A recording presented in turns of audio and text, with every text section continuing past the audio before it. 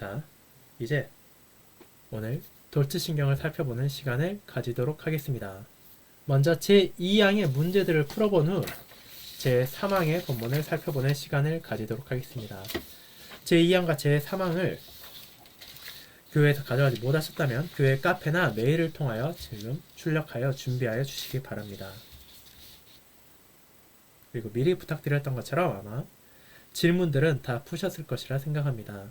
더 깊은 숙고를 위하여 부분이 어려움이 있다면 최소한 질문이라도 먼저 풀어보시고 이 각각의 항목들이 가진 의미를 기억하며 알미니안 주의자들의 오류가 사람을 어떤 잘못으로 끌어들일 수 있는지를 경계하시길 바랍니다.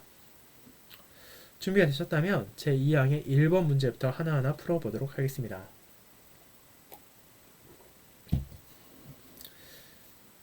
질문 1. 사람이 죄로 타락한 후 하나님께서 사람에게 무엇을 하실 수 있으셨습니까? 그 대신에 그분께서는 무엇을 하셨습니까? 왜 그렇게 하셨습니까? 자, 이 부분은 제 1항과도 연결되는 것입니다. 사람이 죄를 지은 후 하나님께서 우리에게 무엇을 하실 수 있으셨습니까? 그 답은 전 인류를 영원한 죽음으로 정죄할 수 있다는 것입니다. 그리고 그렇게 하신다 하더라도 그분께서는 어떤 잘못도 저지른 것이 아니라는 사실을 우리는 고백했습니다. 그런데 하나님께서는 무엇을 하셨습니까? 자신이 하실 수 있는 것이 아니라 자신이 하신 것이 무엇인지를 이제 바라보라는 것입니다. 그분께서 하신 것이 무엇입니까? 우리에게 은혜를 베풀으셨습니다. 모든 사람을 정죄하는 대신에 그 가운데 일부 사람들에게 자비를 베푸신 것입니다. 왜 그렇게 하셨습니까?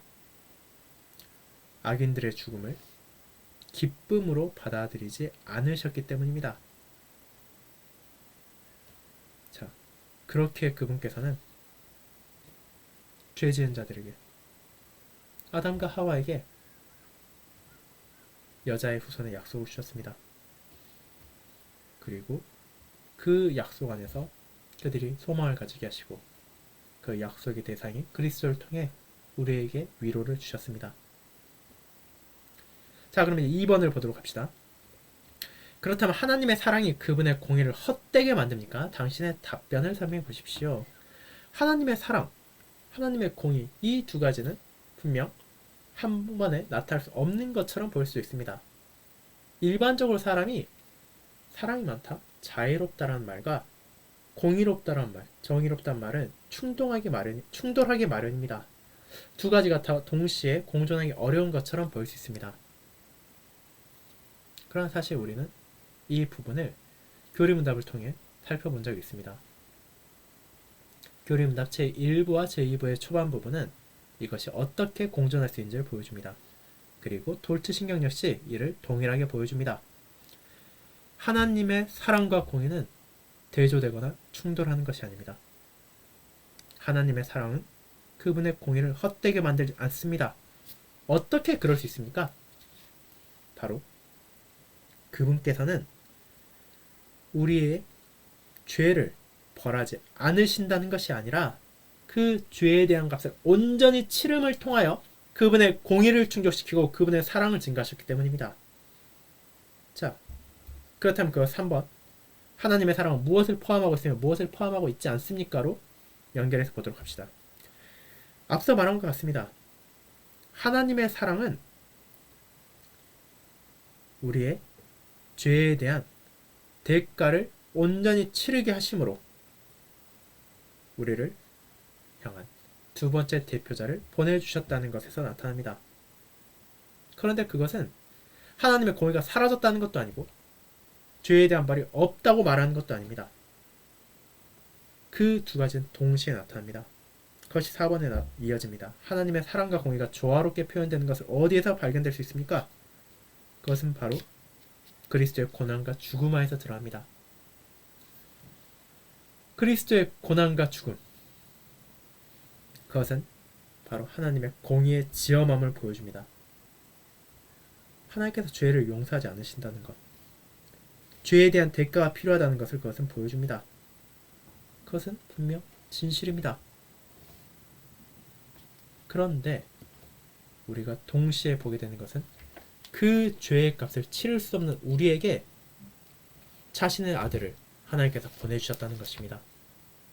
그렇기 때문에 이것은 그리스도 안에서 하나님의 공의가 보여질 뿐 아니라 그분의 사랑까지도 드러난다는 것을 깨닫게 하는 것입니다.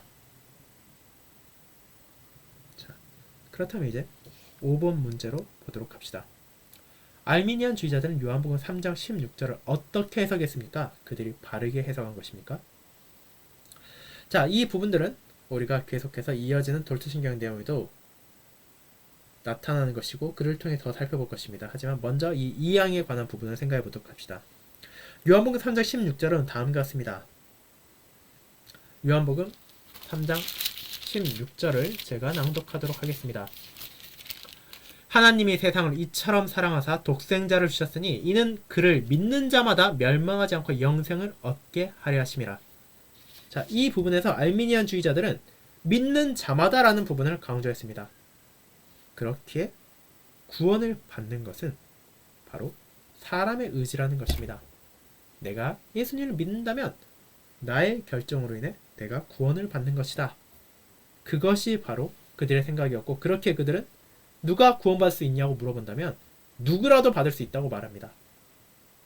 그것은 스스로 하나님의 구원의 제안을 받아들일지 받아들이지 않을지를 결정한 것에 따른 것이라고 주장하는 것입니다. 하지만 그것은 틀린 것입니다. 그리고 우리가 앞선 본문에 나와 있듯이 이어진 두 항목, 즉 첫째 교리의 제3항과 4항을 통해 우리는 그것이 왜 틀린 것인지를 살펴볼 것입니다. 그리고 그를 통해 믿음, 구원받음이 사람이 결정하고 사람의 뜻에 따라 지배되는 것이 아니라 바로 하나님의 뜻에 따라 결정되고 하나님의 뜻에 따라 이루어질 것이라는 것을 고백할 것입니다. 자, 이것이 제2항의 질문들이었습니다. 이 부분들은 앞선 1항과 마찬가지로 본문을 천천히 읽어보면 다 답을 찾을 수 있는 것이니 필요하시다면 다시 한번 살펴보시기 바랍니다. 이제 더 깊은 숙고를 위하여 부분을 생각해 보도록 하겠습니다. 이 부분은 본문에 명시적으로 답이 나와 있지 않습니다. 그렇게 우리가 본문을 읽고 또 말씀과 다른 고백서들을 통해서 생각해 볼 만한 문제들입니다. 자, 그럼 6번 문제를 보도록 하겠습니다. 만약 하나님의 공의가 모든 사람에게 마땅히 주어져야 할 것을 주는 것이라면 어떻게 우리는 그분께서 우리를 공의롭게 다루신다고 말할 수 있습니까? 우리는 영원한 정죄를 받아야 하지 않습니까? 우리는 스스로에게 주어져야 할 것을 받은 것입니까? 하나님께서 정말로 우리를 향한 그분의 공의를 유지하십니까? 자, 그리고 7번까지 함께 보겠습니다. 어떻게 죄를 미워하시는 거룩하신 하나님께서 죄악된 사람을 사랑하실 수 있습니까? 자, 이 6번과 7번을 한번 묶어 생각해 보도록 합시다. 하나님의 공의가 모든 사람에게 마땅히 주어져야 할 것을 주는 것이다. 맞는 말입니다. 그럼 우리는 어떻게 그분께서 나를 향해 공의를 유지하신다고 말할 수 있습니까? 내가 영원한 정죄를 받아야 하는 것이 사실입니다. 나에게 주어져야 할 것은 하나님의 사랑이 아니라 하나님의 정죄일 것입니다. 그런데 어떻게 우리는 여전히 그분께서 공의를 유지하신다고 말할 수 있습니까? 그리고 어떻게 죄를 미워하시는 하나님께서 나같이 부족한 사람을 사랑하신다고 고백할 수 있습니까? 그 모든 것은 하나님께서 그리스도 안에서 나를 보시기 때문입니다. 그리스도 안에서 나를 대하시기 때문입니다. 자, 우리는 스스로의 가치로 인해 정죄를 피한 것이 아닙니다. 나의 능력으로 인해 하나님의 사랑을 받은 것이 아닙니다. 하나님께서는 자신의 사랑하는 아들을 우리에게 보내심으로 그분의 공의를 충족하셨습니다. 나를 대신하여 그리스도께서 하나님의 심판을 받아들이게 하셨습니다. 그렇게 하심으로 그분께서는 공의를 충족하셨습니다. 그리고 그렇게 하심으로 바로 나를 향한 사랑을 드러내신 것입니다. 우리가 교리문에서 고백한 것과 마찬가지입니다. 그리스도를 통해서 우리는 죄의 값을 온전히 치르게 되었습니다. 그리스도를 통해서 우리는 하나님의 은총을 다시 받게 되었습니다. 그렇게 우리는 오직 그분 안에서 아버지의 공의와 사랑을 바라보게 되는 것입니다. 자, 그렇다면 8번 문제는 우리에게 어떤 의미가 있는지 살펴보겠습니다. 하나님의 아들이 이 땅에 보내졌다는 것은 무엇을 의미합니까? 그분께서는 아버지에 의해 강요받아서 그것을 하신 것입니까? 하나님의 아들이 이 땅에 보내졌다는 것은 인류를 향한 두 번째 머리가 주어졌다는 것입니다. 첫 번째 머리, 아담은 실패했습니다. 그런데 이제 이 두 번째 대표자는 자신의 모든 백성들을 대표하는 자로서 성공하셨습니다. 자신에게 주어진 모든 소명을 성취하셨습니다. 그 길은 우리가 앞선 오전 설교를 돌아볼 때 생각한 것처럼 쉬운 것이 아니었습니다. 그러나 그 길을 조금의 부족함도 없이 걸어가심을 통하여 주님께서는 저와 여러분에게 크신 은혜를 베푸셨습니다. 그리고 그 은혜 안에서 우리는 위로를 받습니다. 그리고 그것을 아들 하나님께서는 강요받아서가 아니라 기꺼이 자신을 낮추심으로 행하셨습니다.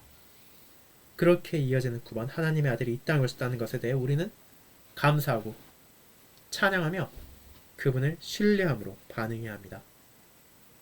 내가 가치가 있어서 그분이 오신 것이 아니라 부족한 나를 위해 그분이 오셨기 때문입니다.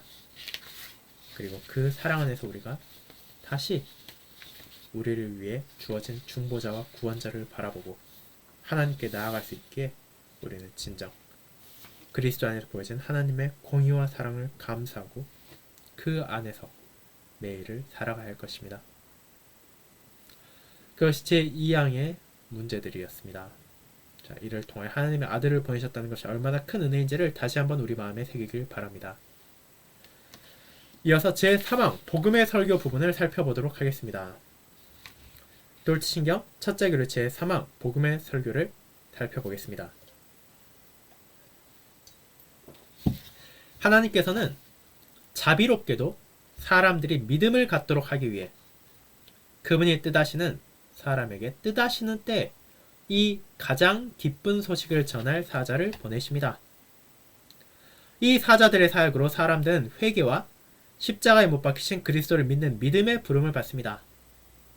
그런즉 저희가 믿지 아니하는 이를 어찌 부르리요? 듣지도 못한 이를 어찌 믿으리요? 전파하는 자가 없이 어찌 들으리요?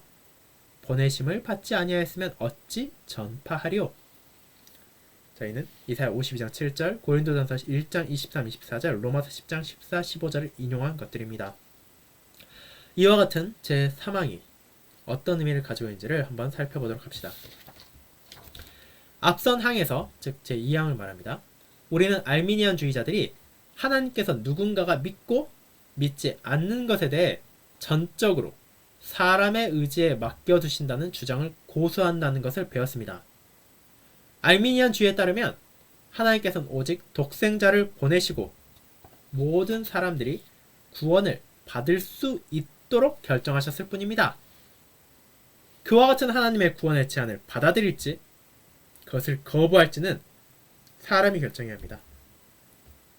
그들에 따르면 하나님께서는 어떤 편에도 보이지 않으시고 모든 사람을 동등하게 대하십니다.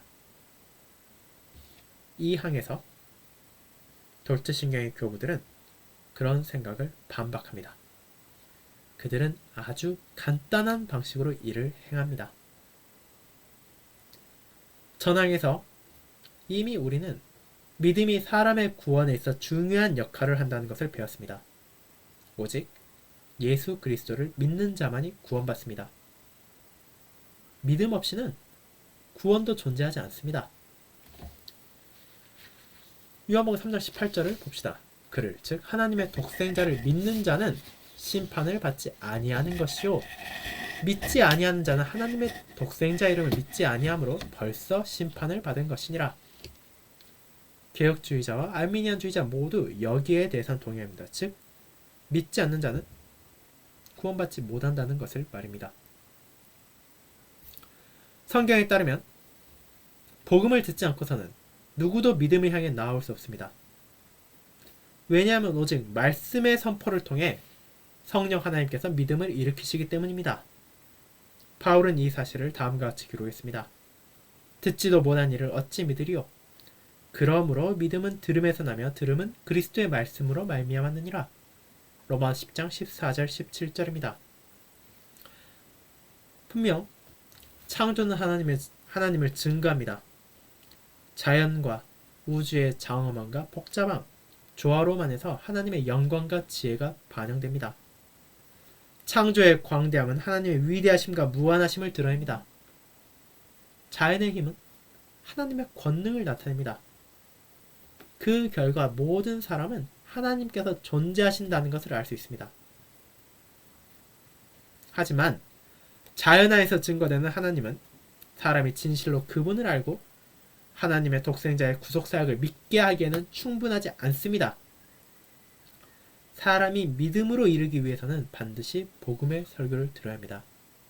자, 이 부분은 우리가 벨시신앙 고백서에서도 발견할 수 있는 부분입니다. 이와 같은 이유로, 즉 사람이 믿음에 이르기 위해 반드시 복음의 설교를 들어야 하기 때문에 하나님께서는 복음을 선포하도록 목사와 선교사를 부르셨습니다. 교부들은 이와 같이 기록했습니다. 하나님께서는 자비롭게도 사람들이 믿음을 갖도록 하기 위해 이 가장 기쁜 소식을 전할 사자를 보내십니다. 라고 말입니다. 하지만 그것이 전부가 아닙니다. 그들은 이와 같은 중요한 표현을 거기에 더했습니다.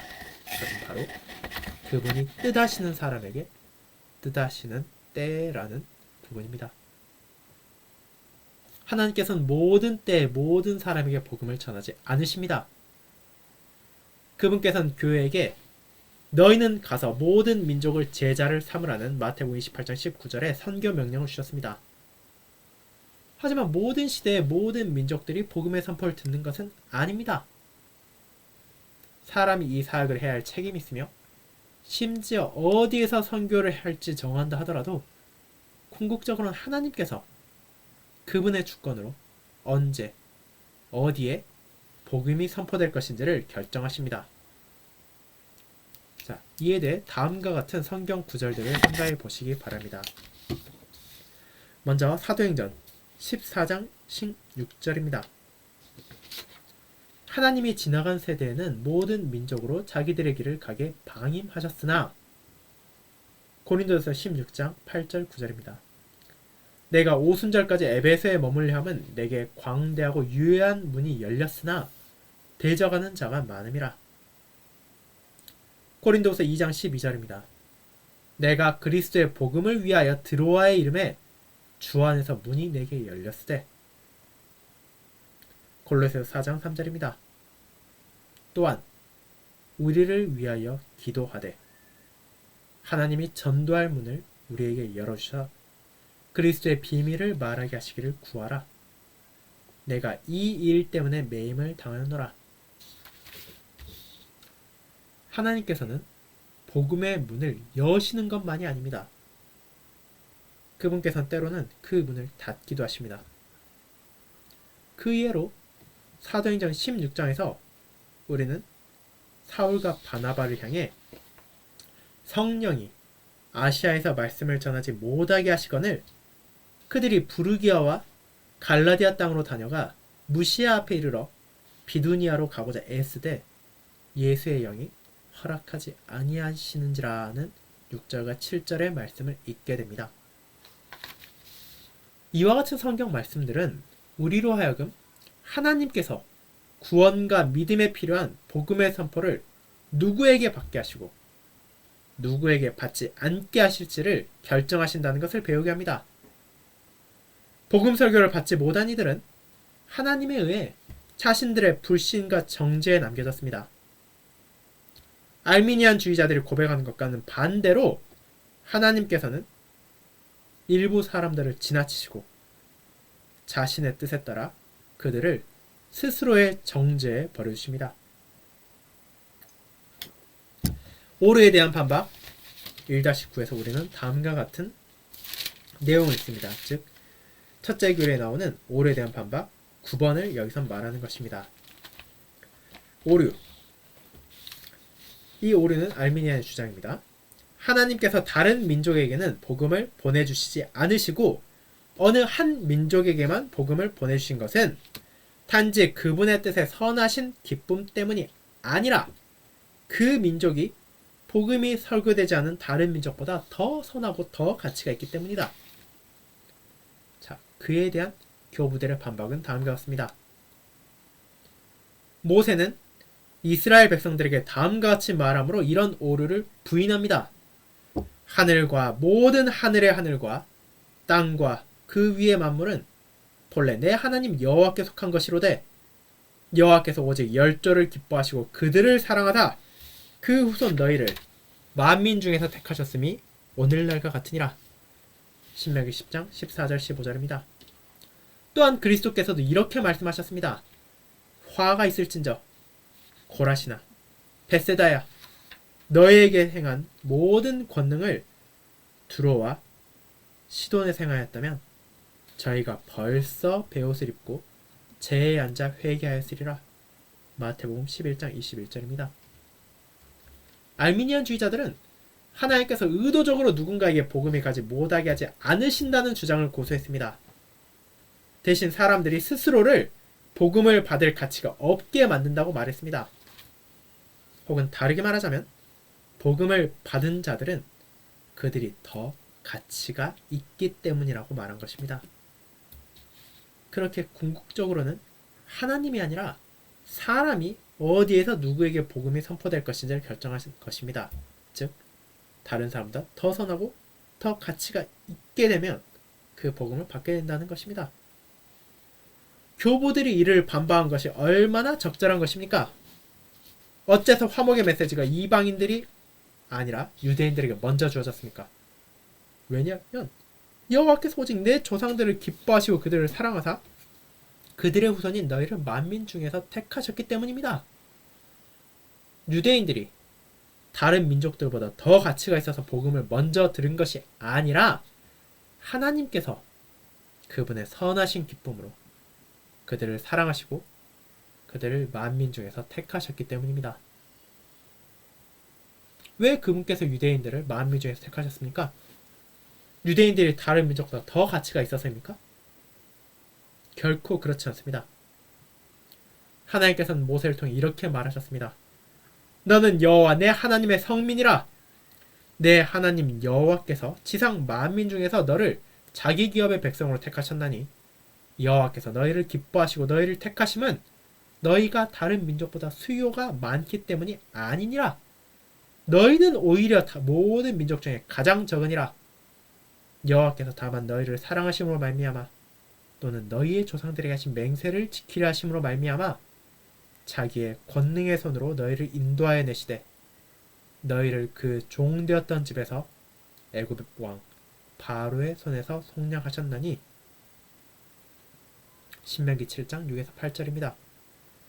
여호와께서는 선지자 아모스를 통해서도 말씀하셨습니다. 이스라엘 자손들아 너희는 내게 구스 족속 같지 아니하냐. 아모스 9장 7절입니다. 게다가 그리스도께서는 이방인들이 유대인들보다 복음을 받아들이는 경향이 있다고까지 말하셨습니다.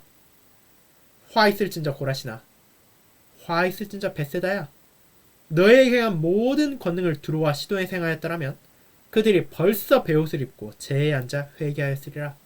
마태복음 11장 21절입니다. 그럼에도 그리스도께서는 이방인들보다 믿는 것이 느리며 마음이 완고한 이스라엘 백성들에게 먼저 왕국의 복음을 선포하러 오셨습니다. 마태복음 10장 27절을 참조하시기 바랍니다. 만약 하나님께서 보다 가치 있는 이들에게 복음을 보내셨다면 분명 그분께서는 고라신과 벳세다에 보내지기 전 두로와 시돈에 보내주셨을 것입니다. 하지만 하나님께서 한 민족에게 복음을 보내시는 것은 그들이 다른 민족보다 가치가 있기가 때문이 아닙니다. 즉 하나님께서 오직 선하신 기쁨 안에서 복음을 특정한 때 특정한 사람들에게 보내신다는 것을 우리는 이를 통해 고백하는 것입니다. 자, 그럼 뒤에 나오는 질문들 그리고 더 깊은 숙고를 위하여 나온 문제들은 이번 주 동안 풀어보시고 또 다음 수요 모임 시간에 함께 살펴보도록 하겠습니다. 그럼 다 함께 주님께서 가르치신 기도를 하고 오늘 모임을 마치도록 하겠습니다. 다 함께 주기도문을 기도하겠습니다. 하늘에 계신 우리 아버지여, 이름이 거룩히 여김을 받으시오며 나라가 임하옵시며 뜻이 하늘에서 이룬 것 같이 땅에서도 이루어지이다. 오늘날 우리에게 일용할 양식을 주옵시고 우리가 우리에게 죄 지은 자를 사하여 준 것 같이 우리 죄를 사하여 주옵시고 우리를 시험에 들게 하지 마옵시고 다만 악에서 구하옵소서. 대개 나라와 권세와 영광이 아버지께 영원히 있사옵나이다. 아멘. 오늘 모임 함께 해주신 모든 성도님께 감사합니다. 또 이번 한 주의 남은 시간도 우리 아버지의 섭리의 손길 안에서 또 인내하고 기뻐하며 확신을 가지며 보내고 또 주일날 다시 한번 그 아버지를 찬양할 날을 바라보도록 합시다. 감사합니다.